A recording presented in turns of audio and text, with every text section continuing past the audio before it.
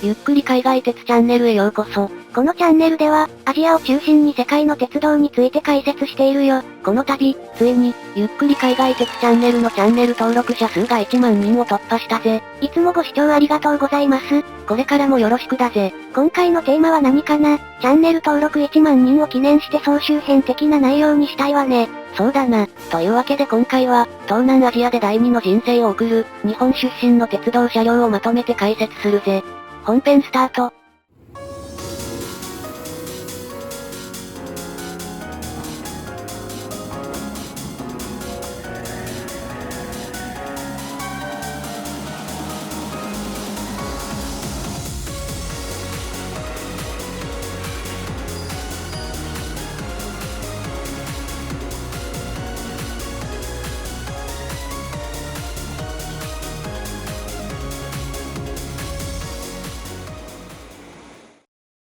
日本の真南に位置する東南アジア、EU よりも多い6億人以上が暮らし、人口は増加傾向。東南アジアは近年の経済成長で存在感を増している、勢いのある地域だ。鉄道に目を向けてみると、メーターゲージと呼ばれる機関線ミリや JR 在来線と同じ機関線67ミリなど狂気の線路を持つ国が多いのが特徴だ。日本の在来線に近い規格の鉄道が多いんだね。日本と東南アジアは経済的な結びつきが強く、鉄道の規格が近いこともあって中古車両の譲渡がよく行われている。現在日本の中古車両が活躍している国はインドネシア、フィリピン、ミャンマー、タイ、マレーシアの5カ国だ。これらの国の鉄道については過去にも解説動画を上げているが、今回は最新情報も交えてそれぞれの国の中古車両を紹介していくぜ。行ってみよう。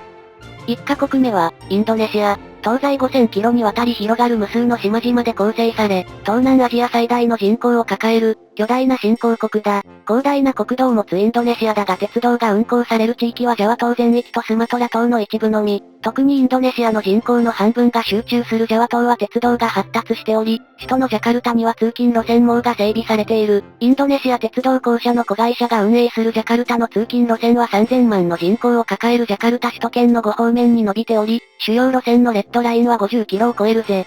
東南アジア最大の都市なだけあって、大規模な通勤路線網だね。ジャカルタの通勤路線は日本の中古車両の輸出先として有名だ。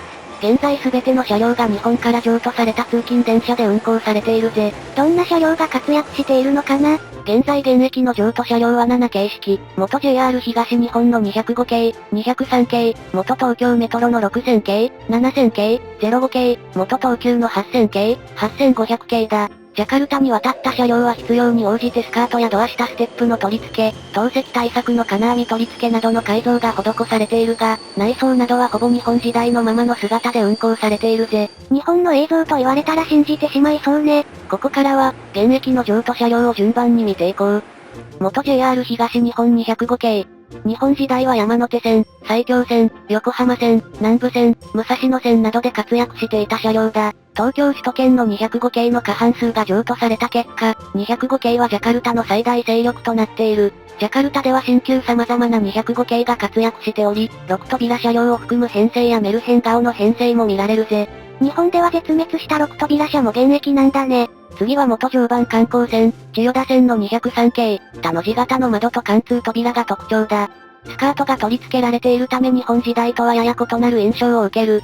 203系が譲渡された国はインドネシア以外にもう1カ国あり、後ほど出てくるぜ。お楽しみに。東京メトロ出身の車両は、元千代田線の6000系、元有楽町線の7000系、元東西線の05系が活躍中。中でも元東京メトロ千代田線の6000系は車両数が多く、ジャカルタでは205系に次ぐ主力車両だぜ。日本時代にはありえなかった車両同士の組み合わせが見られるのが面白いね。元東急の車両、8000系と8500系も活躍している。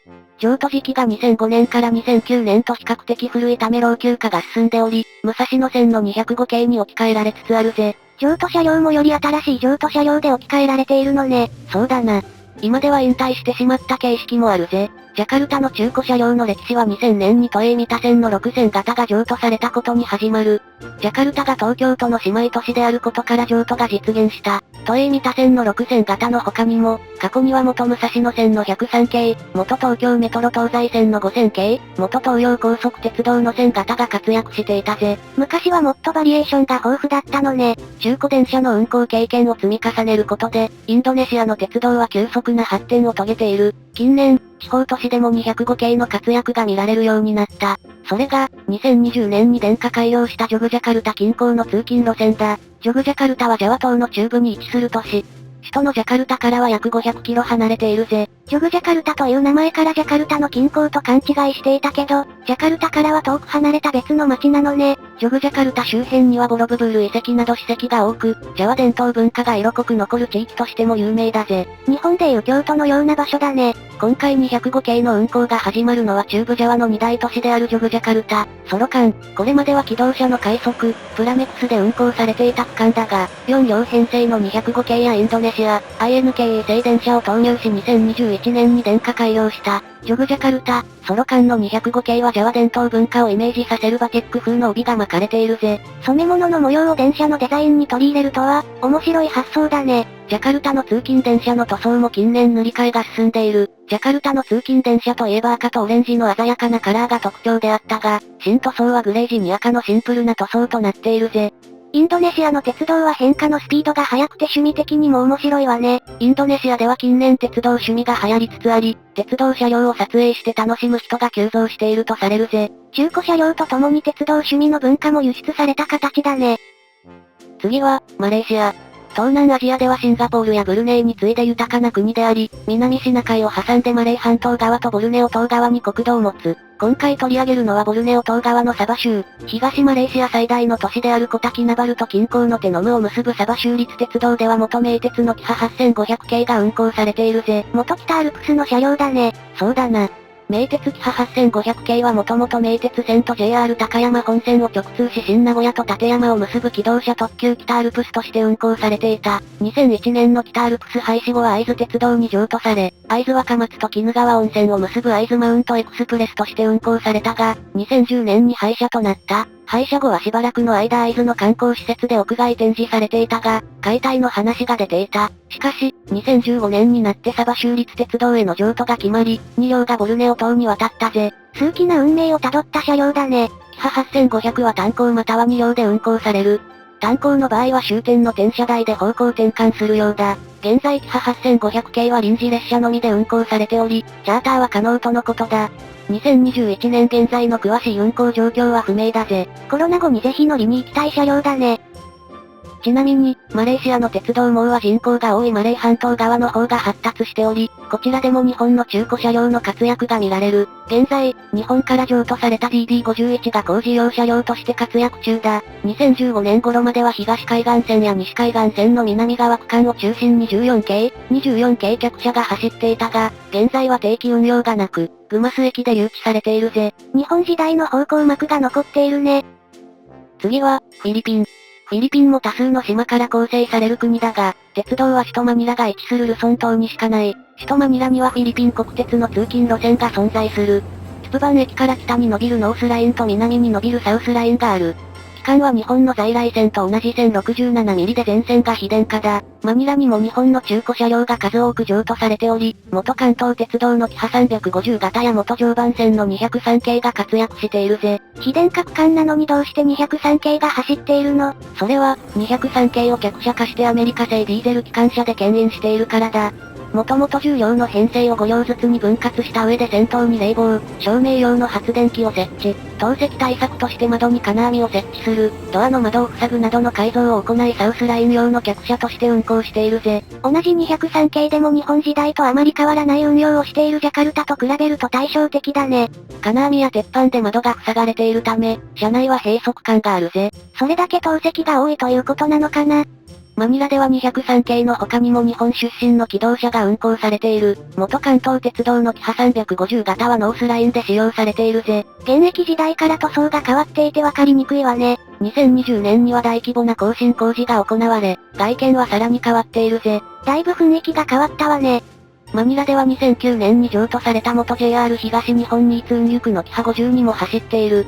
塗装は日本時代の国鉄色のままだ。現在走行可能なキハ52はおそらく1両のみであり、ノースラインで単行で運行されるが、かなり老朽化が進んでおり運行は断続的だぜ。見られるかどうかは運次第だね。元 JR 東日本のジョイフルトレイン、小金、2011年に譲渡後、つつ版、長間の夜行列車などで運行された後2014年から運休していたが、2019年に復活、横3列のゆったりとした座席配置を活かし座席指定制の小金トレインとして運行されているぜ。列車相性はそのままなのね。フィリピンでもかつては元 JR の客車が運行されていた。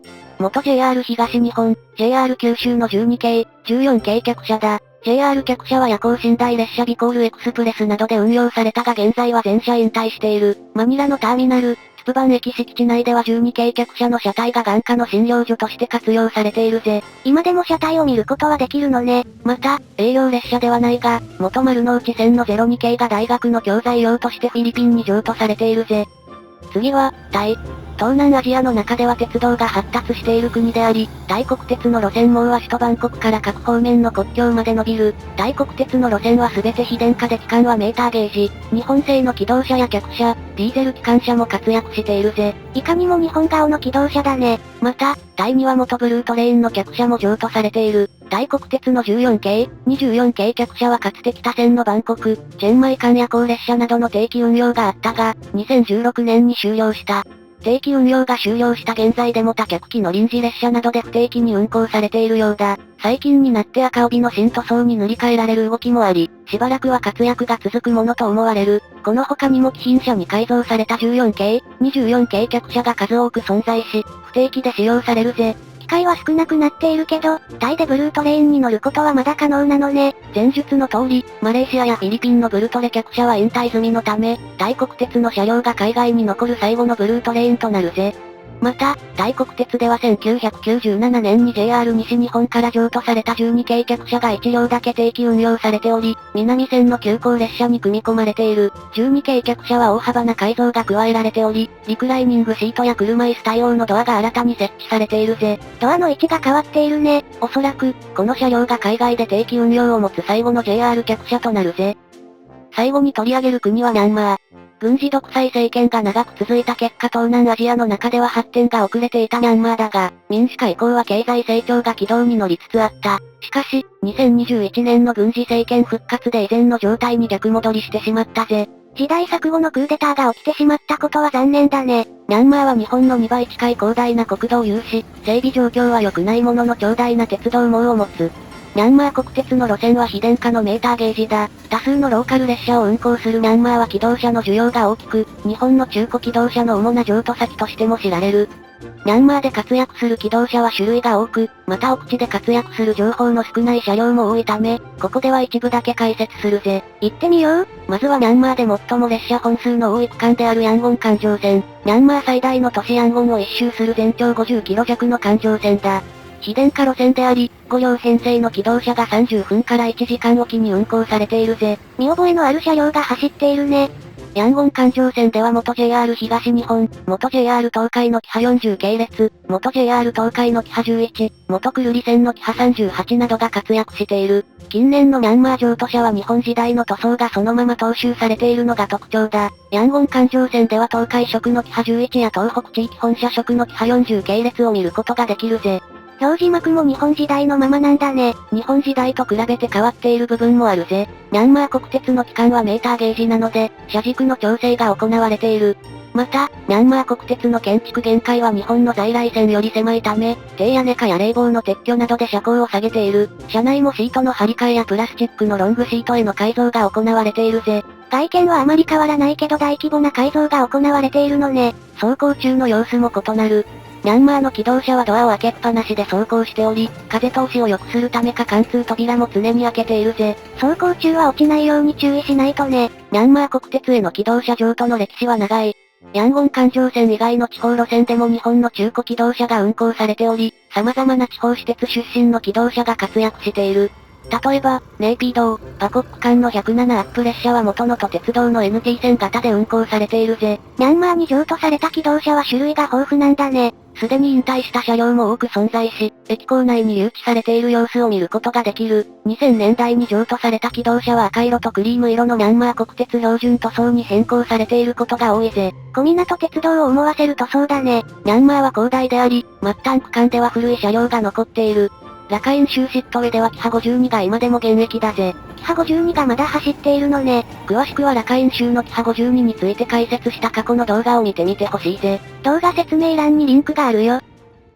日本から譲渡された中古車が思いのほか多くて驚いたわ。あと、それぞれの鉄道に国ごとの個性があって面白かったわね。そうだな。鉄道は国情をよく反映するから、比べてみると面白いな。各地で日本の中古車両が活躍する東南アジア。コロナ後にぜひ訪れてみてほしいぜ。ご意見ご感想をお待ちしております。チャンネル登録もよろしくね。それでは、ご視聴ありがとうございました。